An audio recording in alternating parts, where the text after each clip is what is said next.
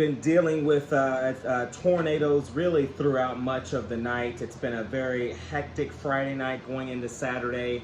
And, we've had a lot of tornado touchdowns. But looking at some of the storm reports from earlier, we were noticing in our western tier going into parts of the Kentucky area, we were seeing tornado reports. But if you work your way towards Middle Tennessee and east of I-65 going towards the Cumberland Plateau, we were getting wind damage reports. So we've been getting kind of half and half here. So it's been kind of pretty hectic here. What's your thoughts on that?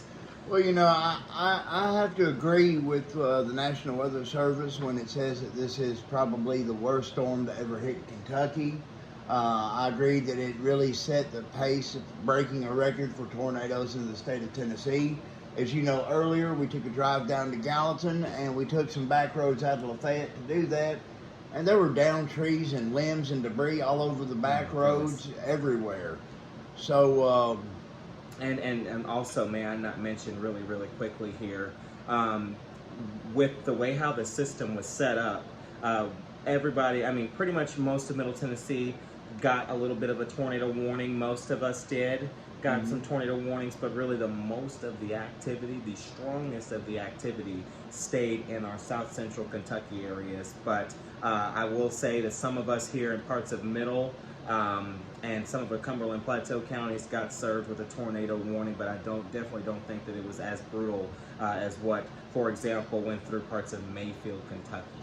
Yes, and if you get on News Channel 5's website, you can check out some of the damage up in Mayfield. The place is leveled. There's nothing left.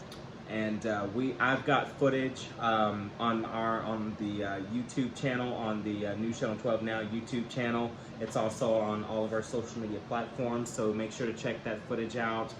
There's literally nothing that's left in that area. No, just heartbreaking and devastating. It really is, and that's why when I was speaking in the news broadcast, bringing up all of the different charitable organizations that are raising money for relief funds, President Biden signed in that declaration for relief funds for areas impacted by the storm.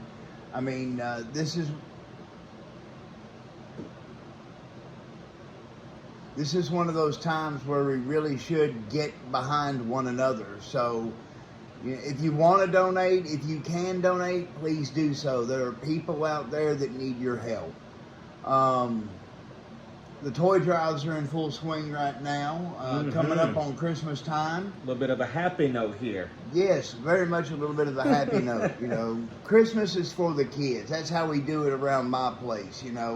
The adults, we may get something for each other, we may not, it doesn't matter to us. But the kids is what matters. So, make sure that, if you got little ones in Christmas, make sure that you get them something that they would want to have. Right. Put a little thought into it because they count too. Absolutely. The children always counts. And that's one thing. Speaking of Christmas, be sure to tune in again on December 24th. Actually, it'll be released in about 12 or 13 days here. Santa Tracker.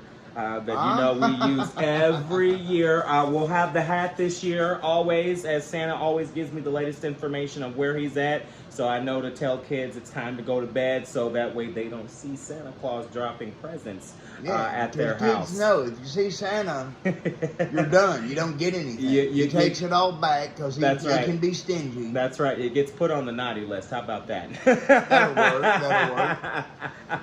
All right, well, for all of us here at News Channel 12, I'm Robert Dobbs. And I'm Laronta Barbie. Have a safe and blessed holiday season.